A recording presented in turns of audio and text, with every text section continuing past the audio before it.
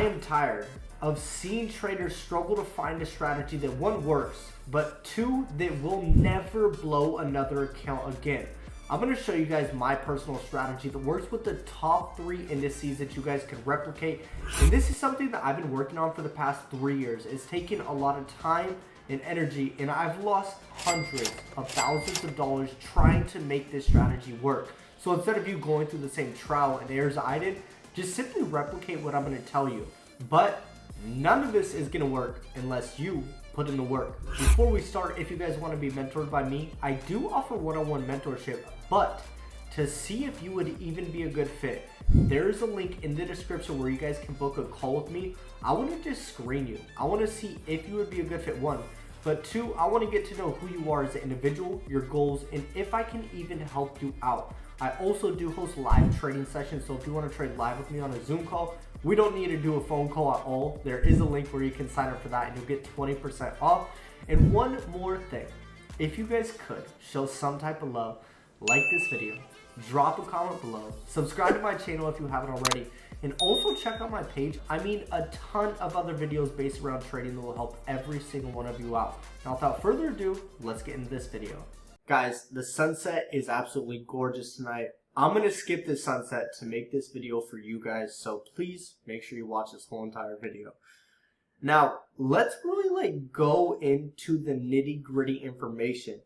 I want to show you my strategy, but this works on the top 3 indexes. So the first thing that we need to do is, obviously you guys need TradingView Pro. Do not have that BS free plan. If you have the BS free plan, I cannot take you seriously, okay? Then we need to do this. We need to go to our watch list, and we need to add these 3 currencies. First one, NAS100. This is my baby right here. But we're adding the NAS100 Wanda. Once you do that, click the plus sign. Then we're going to add US30. Once again, US30 Wanda.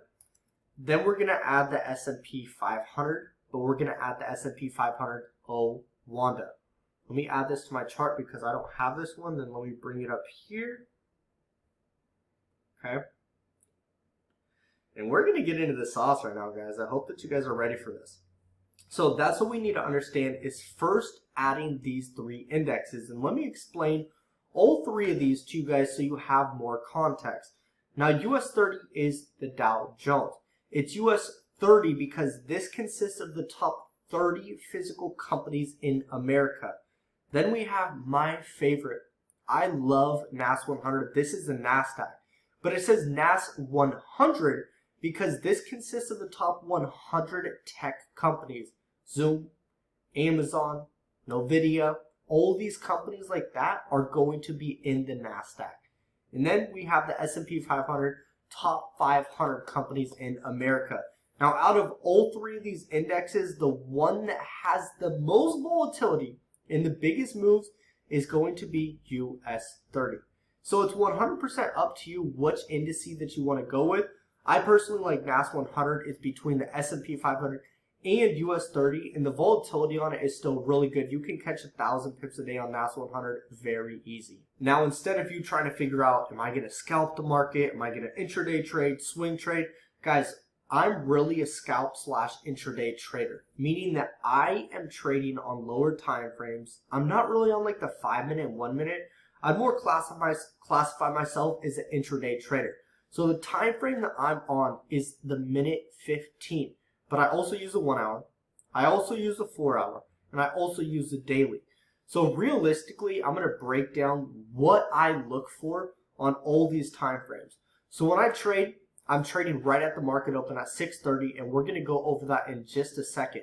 But when I get to my computer, guys, I get to my computer 5 minutes before the market open. Why? Because if I sit and analyze the market for an hour, 2 hours, first of all, I live in California. The market open is at 6:30 a.m. PST, which is pretty damn early in the morning, and I am not a morning person. So I'm not going to sit there for an hour, 2 hours, and be up super early in the morning. What I do is I show up 5 minutes before the market open. I get to my computer at 6:25 a.m. and I start screening the markets, and this is all I do. I'm going to share it with you guys right now. All I'm doing is I'm on the daily time frame.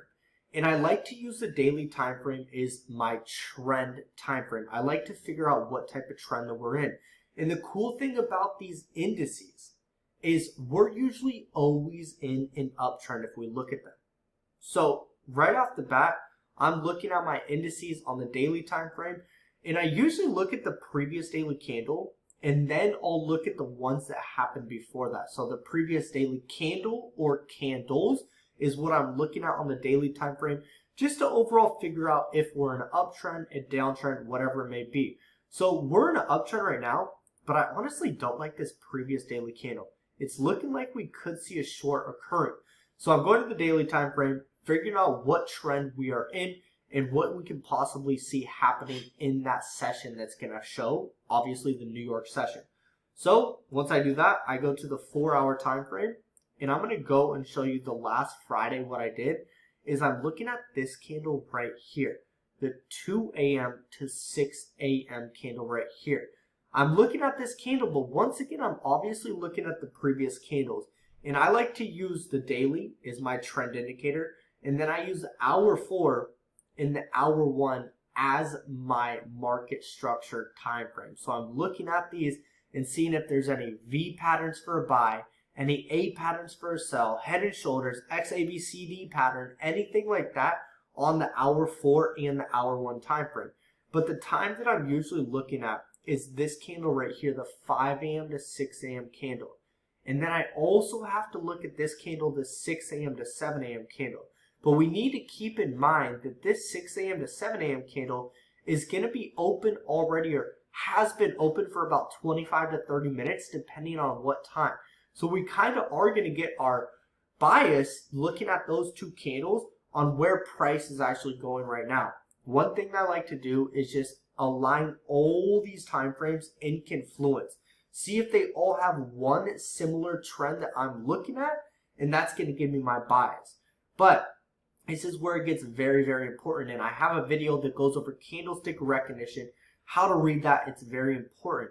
What I'm doing is on the minute 15 time frame, this is where I'm finding the specific candle to enter on. So I want my candle to be in alignment with whatever bias that I have. If I think it's going to be a buy for the day, perfect. I need a candle to close on the minute 15 that is a bullish candle. It doesn't make sense to enter on a sell market with the bullish candle or enter on a buy market with the bearish candle. So what I'm doing is I'm figuring out which of these candles after the market open is going to be my candle that's in alignment with the trend.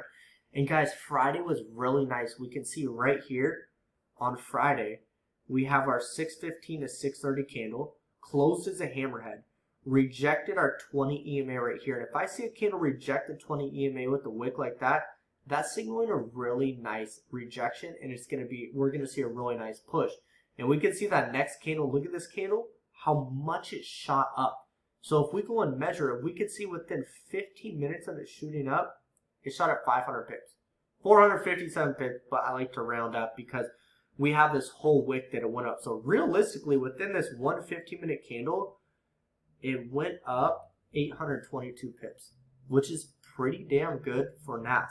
So it's very important that you really find out what type of trend we're in, then we look at market structure, and then we find a candle that's in alignment with the market structure and the trend that we're in, and that's where we're going to take our entry.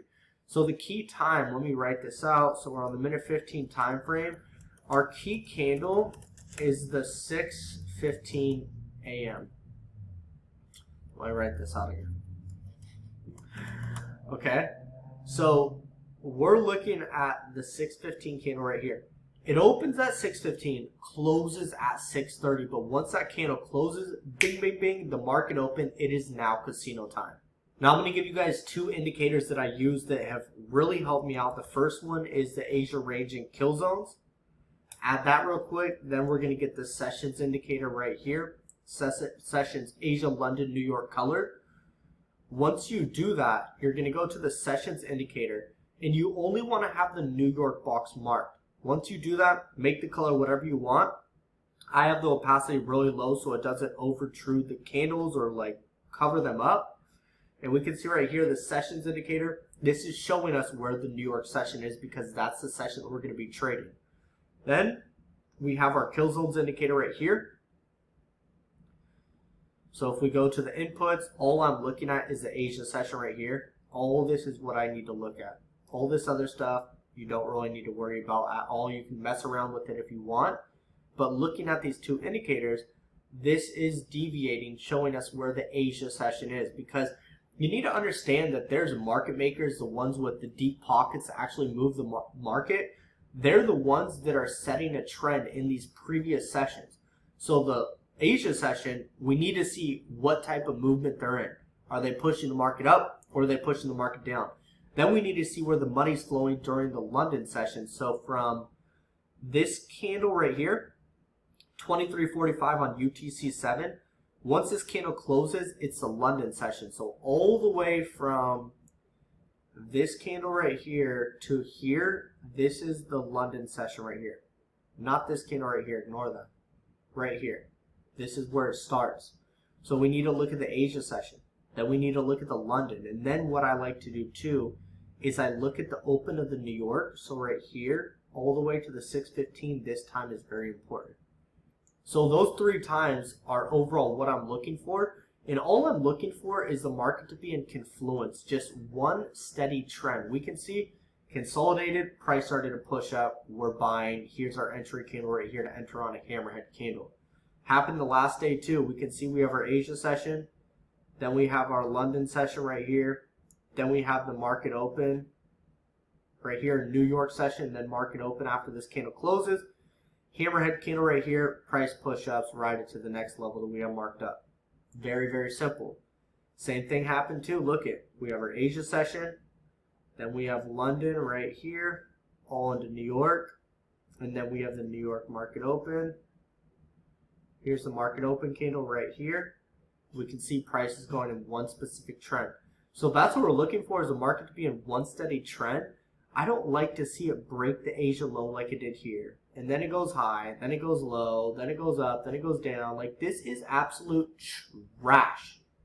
You guys need to understand that you need to take consideration and take inventory of your emotions that you're feeling when you're trading. One key emotion that I look at is the emotion of confidence. How high are my levels of confidence when I'm looking at the market?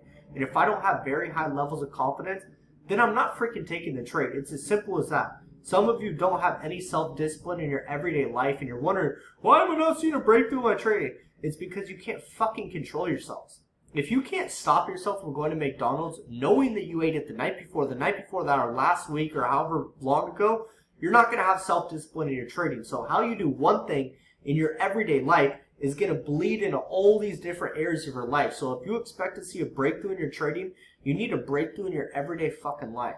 Just being real with you guys. And if anything that I say offends you, it's probably meant for you.